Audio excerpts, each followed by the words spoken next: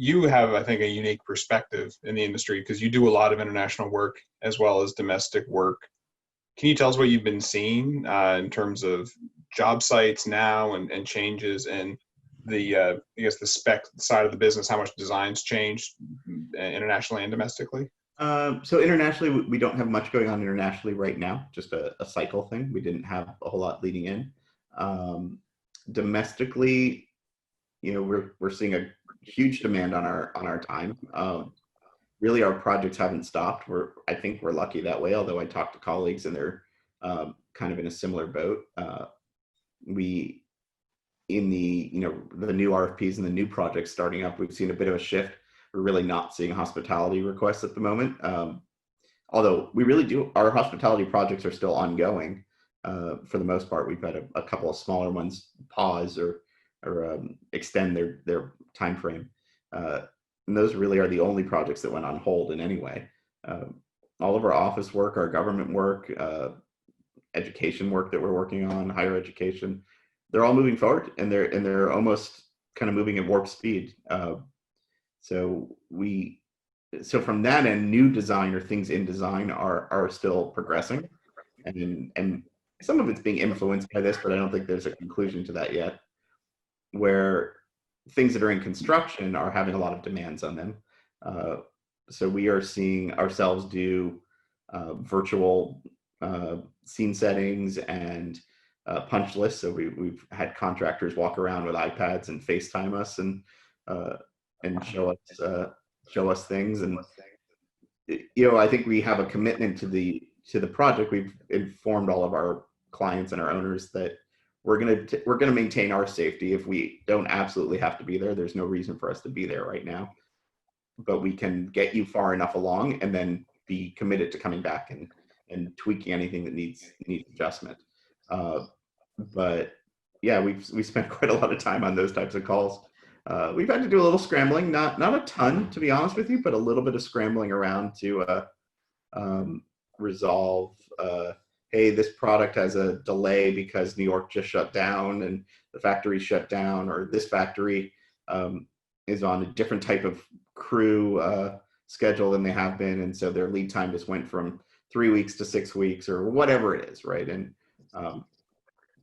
so it's a little bit of kind of keeping up with who's got what to ship today and how we can help our clients. But for the most part, it's actually been very similar to what we have to do normally. I took an approach with the office. It's like, I'm not putting you in harm's way.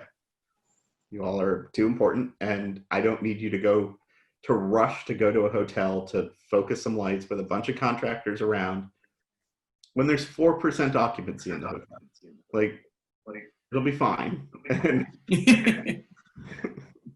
especially in the lighting industry, technology is great, and you can get so far in technology. As you were just saying, you're doing some kind of virtual job site visits, and what's the balance where nothing substitutes for actually being at an install and seeing it with your own eyes and seeing the experience of the project. So what's that balance been like for you to try and go with? I know you mentioned if you have to return to tweak things, but if you could speak a little more to that, because I think that's really interesting, and utilizing technology and maybe other trades you could do more with, but with lighting I think you really have to physically be there in so many ways. So.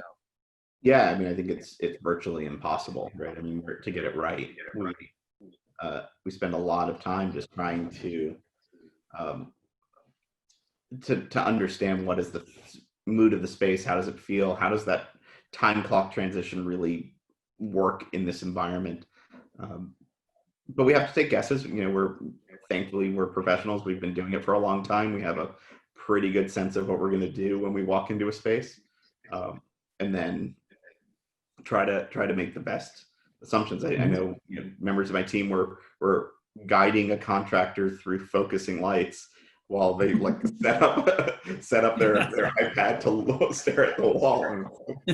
Hey, is it exactly where we want it? No, but is the lift leaving tomorrow and there's no way we're going to get back there? Like, we have to do what we can. Of course. So it's a stilted process, but I think it is better than doing nothing, and actually is probably most of the way there at the end of the day.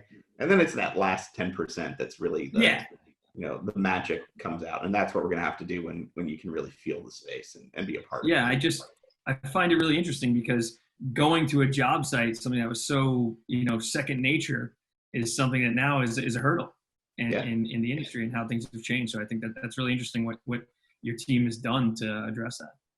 Yeah, I mean, my last flight was 6.5 weeks ago, and normally I'm on a plane 3 to 4 times a month. It was actually tracking a little bit more than that earlier this year. So it's kind of interesting to not go to the airport, and in some ways I feel bad. I agree. I'm not seeing the flight attendants I know. I'm not seeing the coffee vendor I know. Yeah, I miss my Charlotte Starbucks right now. I don't miss Newark Airport at all. When the people at the lounge know you just a little too well. Yeah. We're such social creatures. We want to spend time together. I know the virus is forcing us to stay apart to a certain degree, but things that are really close to a lot of people, like sporting events, are going to be difficult. I mean, how do you think that's going to play out? I mean, you're a Boston fan, right? So what's going to happen to the teams in Boston? How is Boston going to show its love for its teams? Yeah, I mean, it's tough, right? The Celtics and Bruins were having great years.